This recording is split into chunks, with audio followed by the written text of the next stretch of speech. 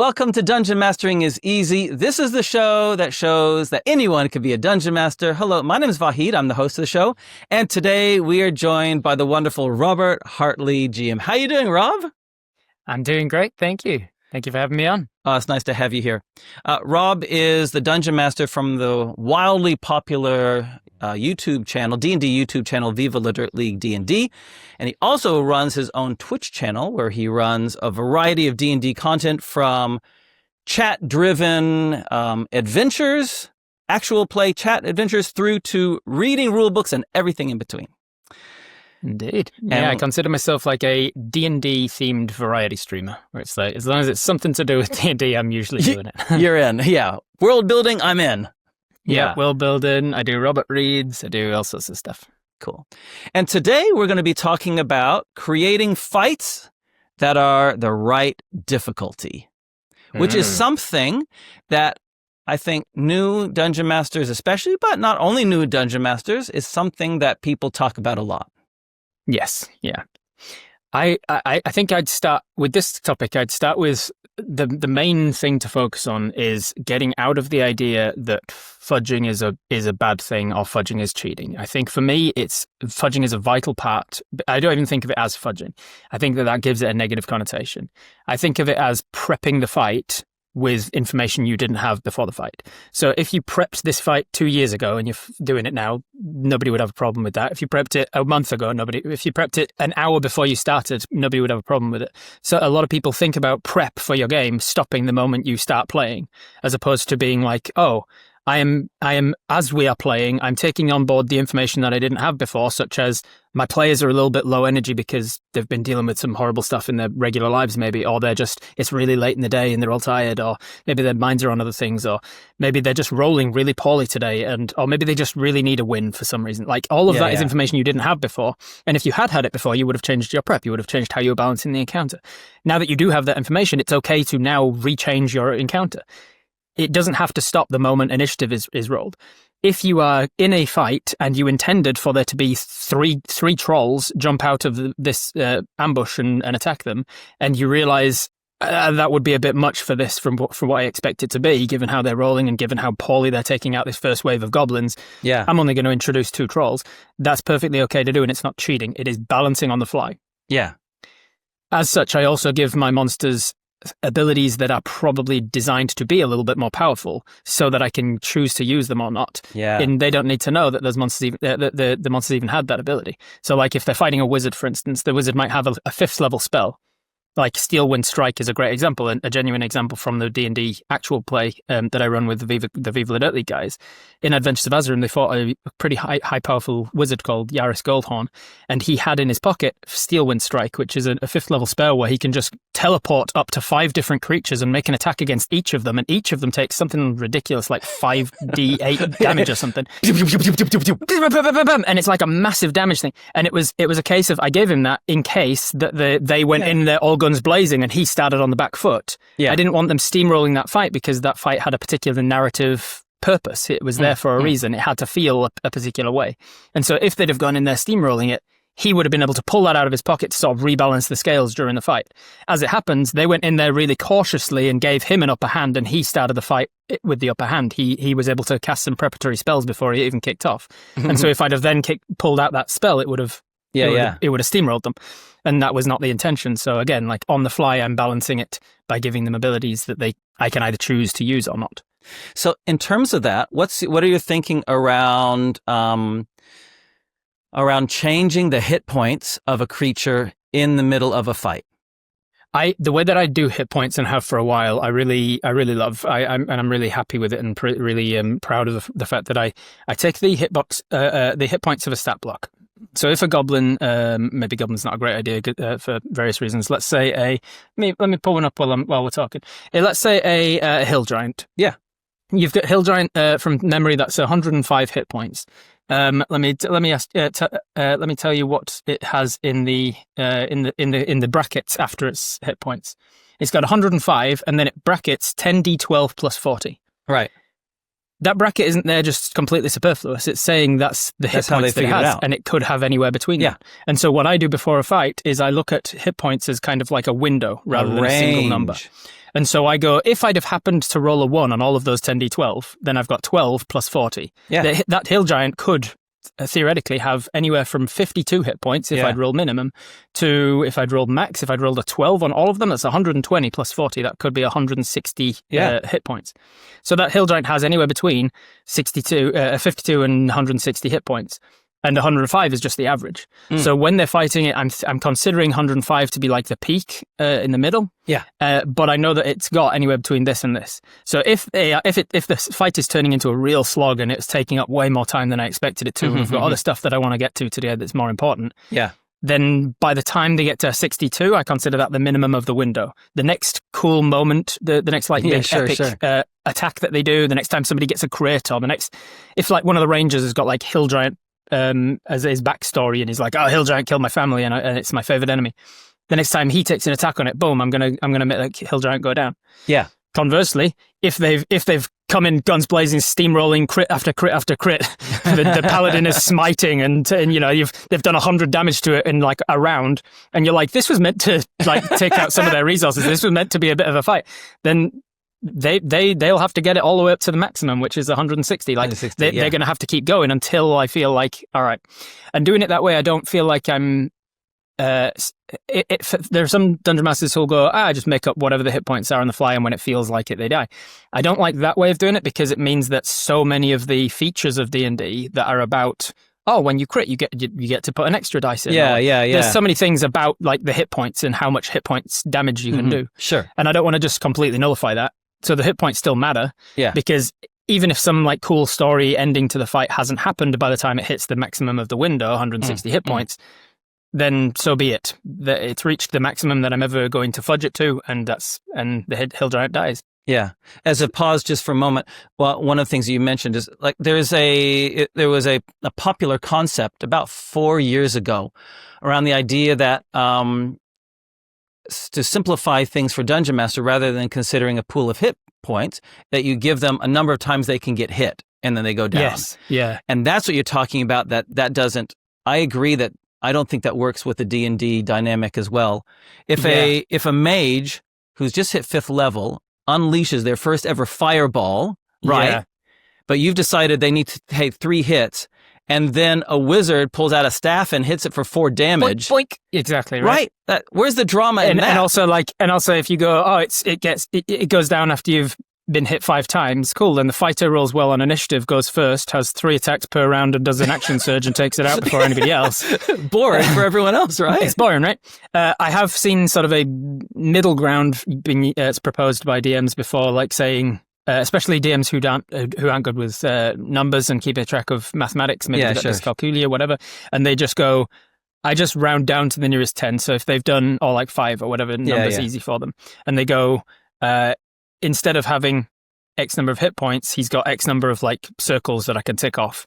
And every time they do a multiple of 5 damage, let's say they do 7 damage to him, he just ticks off one of the circles. If they do 12 damage, he ticks off 2 of the circles. And then you can easier to go tick, tick, tick, and that's done. So it's still making the hit points matter. It's not every single hit point matters, because at that point you might do 10 damage, and I get to add a D4 fire damage, and you roll 4 and it's 14. Either way, it's the same. So it's interesting. I've never used that. That's cool. It's not perfect. It's not perfect for like making every hit point count, but it's still it's like a balance between what's easy for you. Personally, I've got no problem with people fudging hit dice as long as it's important. As long as the damage I can do is still important and somehow. And I think it's and the reason that you're doing it, as you mentioned at the beginning, is to increase the sense of drama and excitement of a fight. Without getting it to the point where it's just kind of, dragging on. You don't want a fight that's on one hand dragging on and becoming dull, and on the other hand cut so short that it's kind of anticlimactic. Correct. Yeah. And that you have to consider everything around the fight as well. Like if they have going through a dungeon crawl sort of a situation, and they've taken ages to get through it, and a lot of DMing is just remembering that you're there to have fun with your players, and they want to have fun as well. And so you've got to pick up on the vibe. You've got to be able to read. Are people enjoying themselves? Is the pacing good overall, not just for this fight, but everything around it? Do they need a win? Do they need a feeling like they've just steamrolled somebody who should have been a bad guy? Because then it's okay to go, well, I thought that fight was going to be 6 rounds and you did it in 1. So be it. I'll just accept the loss, because I know that will give the players a feeling of, fuck yeah, we killed that thing, and they'll talk about it for years. Yeah. Apologies, I didn't ask if I. That's all good, brother. I'll try and prevent. So the first, so this first thing we talked about is that this idea that fudging isn't cheating, and let's actually not even use the word fudging. Let's call it retrospective planning or rebalancing. Retrospective, planning in the moment planning or rebalancing is perfectly fine and actually encouraged, because the last thing you want to do is have somebody is like, oh, I'm up against my mentor, my evil mentor that's turned on me and betrayed me, and it's my story moment of my backstory, and I smite him with and I get a crit on the smite, and I do 86 damage. Oh, cool. He had 87 damage. So, Rogue, you go next. Cool. I stab him with an offhand dagger, do D4 damage, and I get the kill. It's okay to. It's not only okay, it's actually better to fudge in that moment and go, you did a significant story moment attack on this thing. You get the kill, regardless of what the hit points say. Yeah, I love that, Rob. That's brilliant.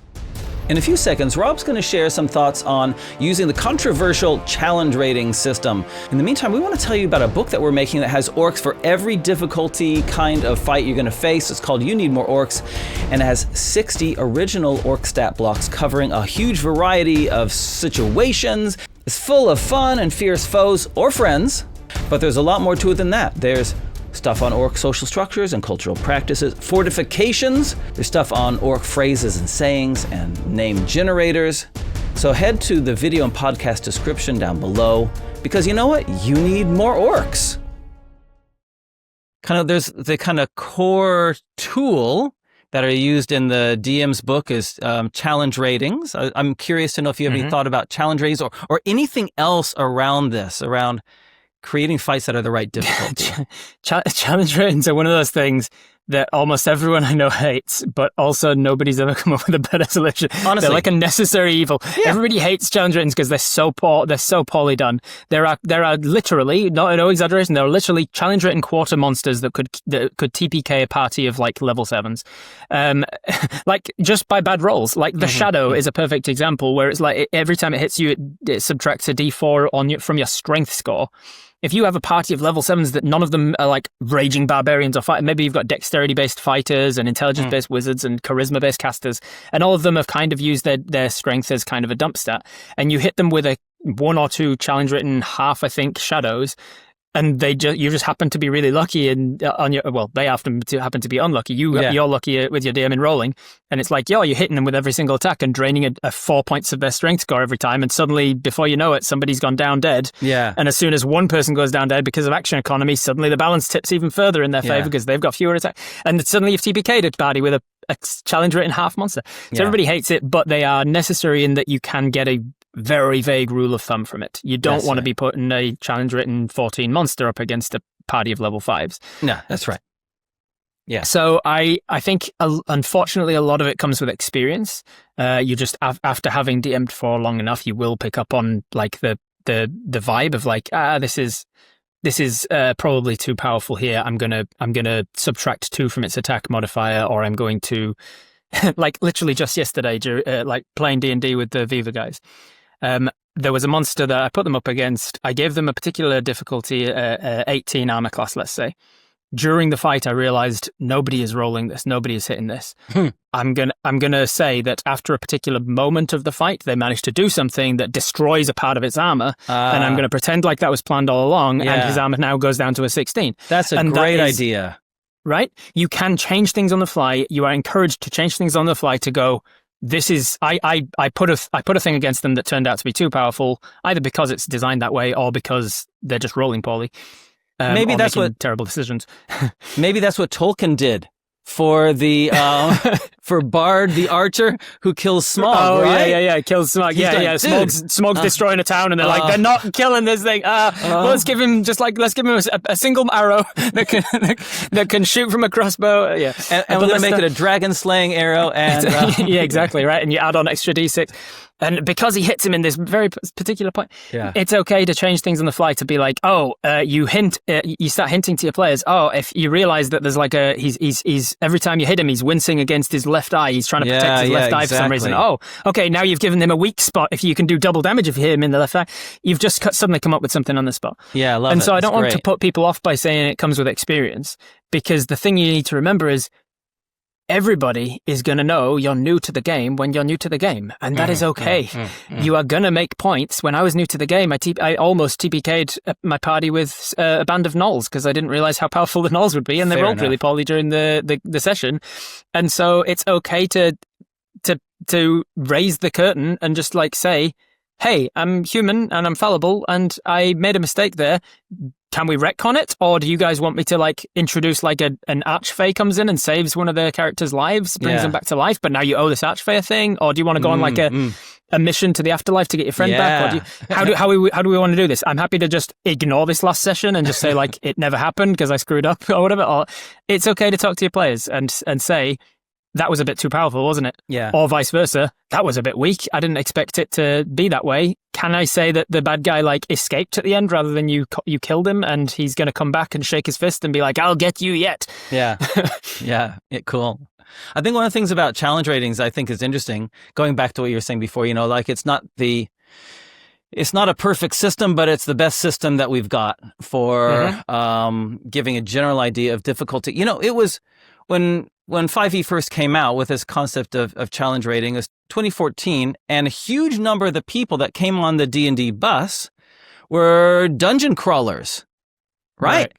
And so the challenge rating is based around the idea that you have 6 medium difficulty encounters between rests. You have to have gradually encounters, and you've got to gradually reduce their resources. Exactly. And that was the whole theory about it. But we have changed the way that we play D&D. And shows such as yours and ours, it's not actually interesting for an audience if you have 6 mediocre fights one after the other. It's much more enjoyable to have a few big dramatic ones. Yeah. And so to put a team of 5 5 level characters up against a single CR5 monster, they're going to take it out because they're designed to. And also it's important to remember for new DMs that the CR is based on well-rested characters that do not have magic items. They don't account for magic items but how many level 17 characters don't have any magic items? They all have them. And so you put a party of level 17s up against the CR17, you're going to be like, this isn't a CR17, they wiped it. They could have killed the CR17 at level 12. Yeah, because they got magic items at level 12. And that's right. You got to account for that stuff too.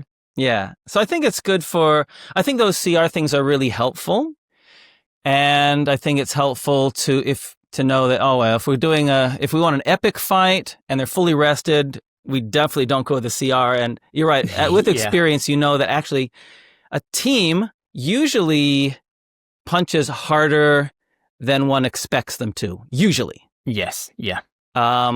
And because of action economy, 4 or 5 brains, 3 brains are more powerful than one dungeon master brain. And they get more powerful when they are in a dire situation. You chuck your party into a situation where they, within 2 rounds, feel like, oh God, we've really screwed here, and we've got. They suddenly start thinking. They suddenly start finally looking at their inventory and going, have I got any magic item? Oh, I've been holding on to this thing. This thing could help us, or what that thing. And the DM's going, you still have that? Like, I didn't. Oh, yeah, I guess you can teleport away and recoup. And I didn't expect. And suddenly you're floundering. That's why I think it's important to have these like extra backup stuff in your pocket as a dungeon master, to be like, if the fight is not going your way, you can pull this thing out, or you can pull that thing out. You can have allies run in to try and assist them, as long as it doesn't feel like Deus Ex Machina, this god just flies in from nowhere. Like, have it be important and stuff. Yeah, I love that. The combination of these 2 things that you've mentioned of kind of rebalancing on the fly. And having done some prep ahead of time with some big powers that you can pull out of your pocket if you need to, so that gives you two really simple, easy, but powerful ways to either make things a little bit more easy for the party if they need to, or if it's not hard enough, you can pump them with something that's going to scare the bejeebas out of them. Hey, this has been really helpful, Rob.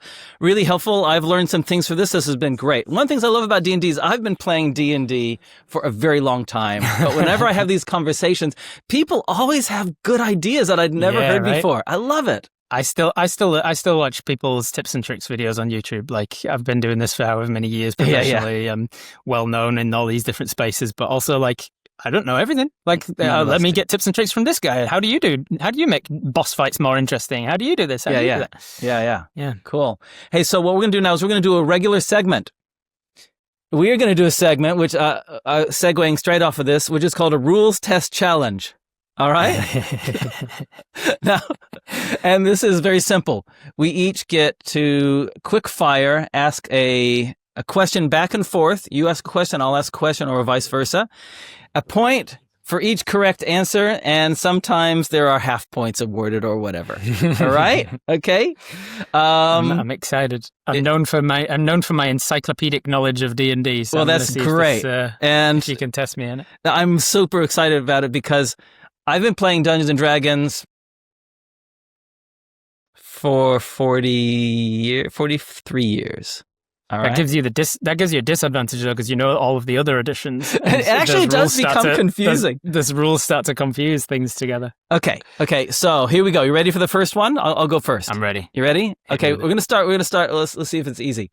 What is the maximum damage a simple weapon can do? Simple weapons. Let's see. I think great clubs are considered simple weapons. Great clubs do it's a maximum damage, so we're using technically you could hit with a crit. I don't think there are any simple weapons that do a D10. So I'm going to go a D8 maximized and then crit with it. You could do 16 damage plus whatever your respective modifier is. And I'm assuming that we're not adding on anything that's... No, we're not adding anything on. Any supplemental spells or anything. So correct, Amundo! You are correct. 1 point for Rob. All right. Nice. Hey, Vahid. I'm ready. Yes, Rob. I want to buy a mount. Uh-oh. I'm a Goliath weighing 300 pounds. Oh, no. Can I get a regular riding horse? No way. Wait. Wait. You're a Goliath. You weigh 300 pounds. You want a regular mount. I want a regular riding horse. Can it hold me? A regular riding horse can carry 300 pounds. Yes. Correct. I had to figure out some quick encumbrance. My part B to that question one was how much one would cost. Do you know a riding mount? I think they used to be 25 gold. I don't know what they are now. They're 75 now. Inflation. Yeah, I know, right? Okay, question number 2. You ready? Question number 2 is, okay, what are the rules of the grappled condition? You have the grappled condition. What are the rules? Grappled condition means that your movement speed becomes 0, and that's pretty much it. You can't. It doesn't affect your ability to attack in any way. It doesn't grant advantage against you in any way, unless the person grappling you has the grapple of feet, which means that they can choose to pin you as well, which is not technically a condition, but does allow for people to get advantage against you. Great. There's one other aspect you need to mention, which is people can do something to you. Grappled people can do something. Oh, people can move you. People can move you half their movement speed. If you're not a size category larger than them. There we go. Very also, nice. In order to be grappled, you need to be a size category. You need to be within one size category of them. Love it. Okay, hit me. I'm ready. So now that I've bought my mount, I want to make my mount harder to hit. How much would it cost to get a military saddle and barding for my mount? 200 gold piece. No.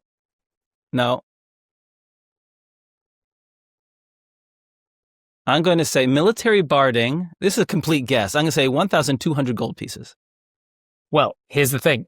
A military saddle only costs 20 gold, but barding doesn't cost a specific set. You take the regular armor that you would normally take, and then you quadruple the cost. So, like, if you wanted, for instance, breastplate armor, If you wanted breastplate for your horse, then it'd be 400 gold normal, and then you quadruple it, 1,600 gold. All right. But if you wanted leather armor barding, then it would take the leather armor cost and then quadruple it. Well, that's a fail for me. Definitely a fail. Okay, last one. How much does a potion of greater healing cost if you were to buy it in a shop? Default rate. Trick question. There is no rate given in any of the official modules because they only give a cost for a potion of healing, the base version, at 50 gold, and then they do not give any prices for any other magic items. Whoop, whoop, whoop, whoop. There you go. You're a 3 out of 3. I'm ready. Boom. Last question for me. Hit me. Now that I've got my barded mount, I'm 30 foot away. I have 30 foot movement. I'm 10 feet away from my steed. Can I get to an enemy that's 40 feet from my steed and attack him on this turn? Wait. You're 10 feet away from your steed? Yep. And your steed... I have a 30-foot movement speed. And your steed is 30 feet... My steed is 40 feet away from an enemy that I wish to attack. Can I attack that enemy on this turn?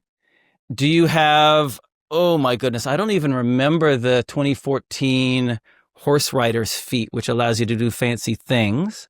I'll say that I do not have any no extra, no fancy things. I've not got the mounted combatant feat. Okay, you can get there. 10 feet will get you there, no problem. I think it's half your movement to mount, which would take it to 25. And then half of your movement to mount a steed. And then that gives you 5 feet movement. And I'm going to say that you can use your dash to act. You can use your action to control the horse to use its movement, but you would not get an attack yourself. Well, in 2025 rules, I'll say that within 2024 rules, it's complicated, which is why they kind of simplified it 2025. In 2024 rules, they have made it. It's still just half your movement speed to mount it, so I can get there and mount my horse. Yep. When you mount a mount in 2024 rules, your mount's initiative just matches your own. Yep. And then it takes a turn simultaneous to yours. So your mount's turn would then be to move. And then you would still have your action to. Yeah. Cool. One way that I have already exploited that in my mind when I read these things, I've got a mind that immediately tries to break stuff. Yeah. And I think it helps with the whole balance stuff we've been talking about this episode, is because I can predict ways in which something might completely break, and then I can think, if somebody tried to break it in my games in that way, what would I do to counter it? The way that I've already tried to break it is the only thing it says about a mount is that they have to be a size category larger than you, and they have to be willing. And so if you're playing, let's say, a rogue with like a really high initiative modifier, and you're like a halfling or a gnome or some sort of smaller race, and you just tell your party in some sort of a downtime, hey, if a fight breaks out and I jump on your shoulders, just go with it, okay? And everybody's like, cool, now they are all technically willing mounts.